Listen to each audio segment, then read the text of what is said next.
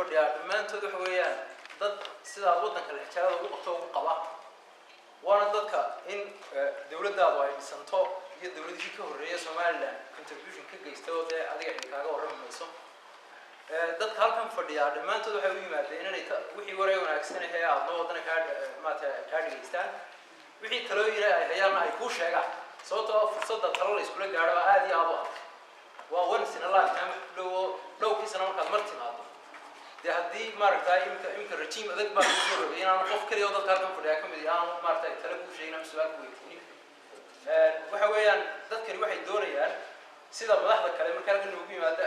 yimaadaan ee Soomaalida iyo adduunyada kale TV-yadaas ay soo fadhiistaan oo dadka qof kasta intuu telefoonada u su'aal doono weydiin halkana 20 qof baa ayaa su'aalaha maaragtay soo jeedinaya markay soo jeedinayaan ragga kula fadhiya ka shakisan yihiin inay maaragtay iyaga dhibaato ku noqoto marka arrintaasna waxa weeyaan arrin nasiib hogaamintaada madaxweyne Siiraayo wuxuu tari lahayd oo aad iyo aad faariya kulo aba halkaa ku rumaysa oo lagu soo gaarsiin laba qodob baan madaxweyne ku sheegayaa midna waan ku fogaadinaynaa 20kii sano ee Soomaaliland ay joogtay iyadoo hal askari darajo la siin waadigan aad u sheegay dad badan baa inagu dhaliilay oo lahaa warwala kuwan waxay sugayaan dawladda Soomaaliya oo la askartooda darajo u siisa ayaa la isku dacayay arrintaas maanta meesha way ka baxday waa ku istaan waa tirooday waxyaalo yar oo aad u liito oo mareer hebel baa jannada badsanaya mareer hebel baa yaraysan doono iyo la mid oo dhaamin ba intaas oo dhan u fadhiyo geesinimo u baahnay iyo go'aan waa tirooday in lagu sii socday u baahan tahay oo talaabada hore loo sii qaaday taas waa qodob arrinta labaad waxa weeye madaxweyne Axmed Maxamed Siiraayo wadamadan qurbaha ee wax ku baratay ee aad taqaan sida u dhismeen waxyaalaha ay ku dhismeen waxa kamid ah oo inaga maqan oo dalkeena la doonayo inaad barto oo culture in la isu sheego dhaliisha iyadoo la qarinin haddii la sheego wixii qabsoomayna la qarsado oo maartay dawladdu ay dhiirin weydo dadkuna dhiirin uu ku sheego uu waayo waxa weeyaan way duwayna marka waxa weeyaan Mr. Axmed Maxamed Siiraayo in culture ah in wax la isu sheego Afrika Mr. Axmed Maxamed Siiraayo waxaan ku sheegay xabka saabka tunela way fariisan maayo meeshaan xiriir Maxamed Siiraayo war loo sano inaga madaxweyne loo marbidaa sugeeno waa ku sheegay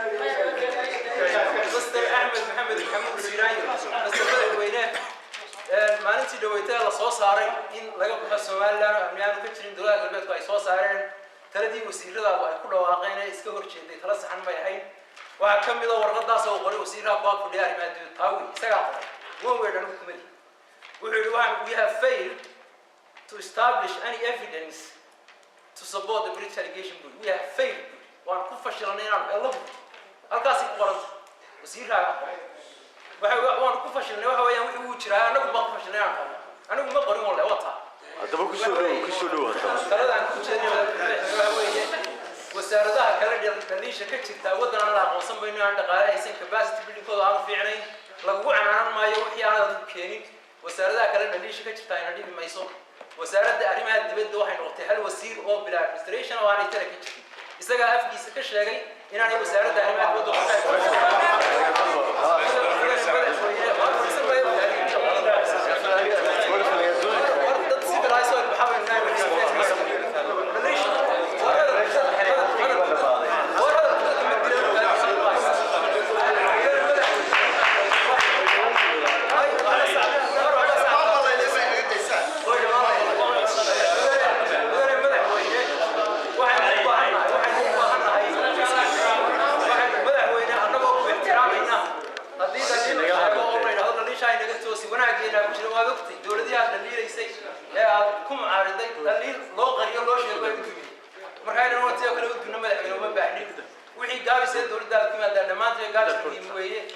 arrinta ugu muhiimsan ee mas'uuliyadda maanta ay u kuburaysa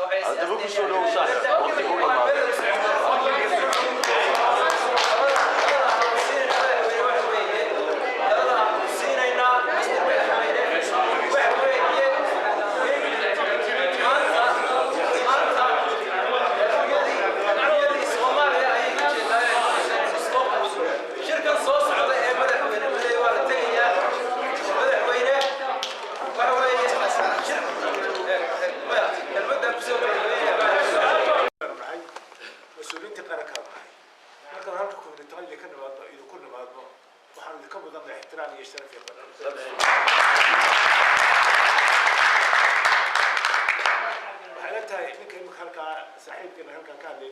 محترم كان محمد هارون وراق مساس لي اخرين ما هو سوري مين كان سوري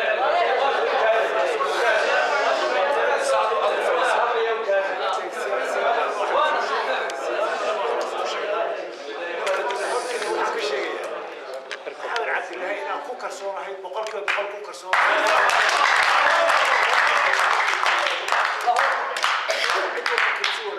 بدي دني كرسي نرايا ولسه ناي بريان ناي ضد ناي وريانا كنا كرسي لكن يا لقى عمل كدني واحد قبل واحد قف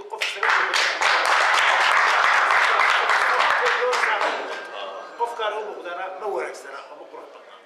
waxaa sheegay dawladda iska shaqaama oo iska ogolaa kirsiman waa shaqada waxaan waa kulli inta waxaan ku wanaagsanay cid baraayigi ma jirto wax lagu wanaagsan ma jirto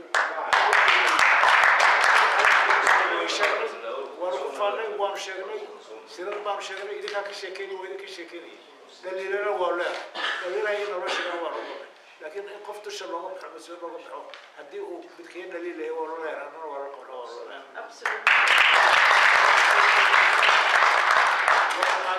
وانا يجينا وانا كفكرنا وانا توسنا لكن وانا تعالي ذكاء حتى إذا كنا